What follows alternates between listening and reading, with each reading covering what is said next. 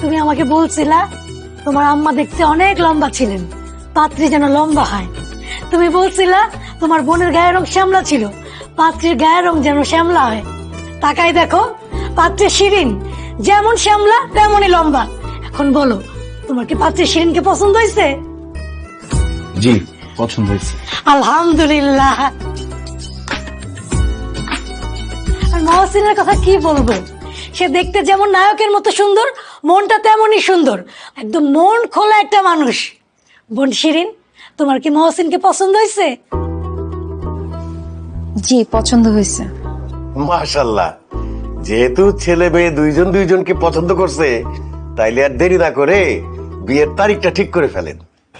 বিয়ের তারিখ ঠিক করার আগে দেনা পাওনার হিসাবটা ঠিক করে নিলে ভালো হতো না? আচ্ছা ঠিক আছে, বলো তোমাকে কি কি দিতে হবে, কি কি নিবা তুমি? আমাকে কিছুই দিতে হবে না, বরং আমি আপনাদেরকে দিব। বলেন আপনারা কি চান? তুমি আমাদেরকে দিবা মানে কি দিবা? এই বিয়েতে শিরিনের শাড়ি, গয়না, কসমেটিক্স সহ যা লাগে সব আমি কিনে দিব। বিয়ের অনুষ্ঠান করতে যত টাকা খরচ হবে সব টাকা দিব আমি। আর আপনাদের মেহমানদারি করতে, অনুষ্ঠান করে লোকজন খাওয়াতে যত টাকা খরচ হয় সব টাকা দিব আমি। মোট কথা, আপনাদের মেয়ের বিয়েতে আপনারা একটা টাকাও খরচ করতে পারবেন না, সব টাকা দিব আমি।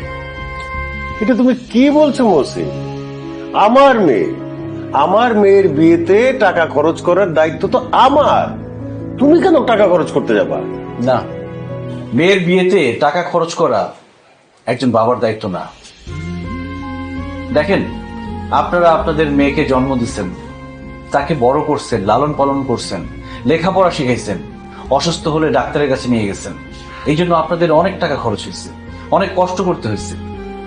এখন তাকে আমার কাছে বিয়ে দিবেন, আর আমার বাড়িতে গিয়ে সে কি করবে? আমার সেবা যত্ন করবে, আমাকে রান্না করে খাওয়াবে, আমার ঘর বাড়ি সব ঠিক রাখবে, আমার বাচ্চা কাচ্চার মা হবে, তাদেরকে লালন পালন করবে, তাদেরকে বড় করবে। মোট কথা, বিয়ের পর শিরিন যা যা করবে সব আমার জন্য করবে। আমি আমার দরকারে শিরিনকে বিয়ে করছি, আর যেহেতু আমার দরকারে আমি শিরিনকে বিয়ে করছি, সেহেতু আপনি কেন বিয়ের খরচ দিবেন?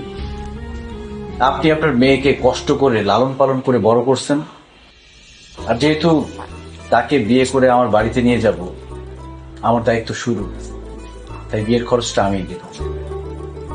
আরেকটা কথা, এই বিয়েতে আপনারা কোনো আত্মীয় স্বজন দাওয়াত করতে পারবেন না। এই বিয়ের একমাত্র গেস্ট হবে সব এতিমরা। বাবা, উনি কি বলতেছে? আমার ফ্রেন্ড সার্কেল, আত্মীয় স্বজন অনেকেই তো আছে।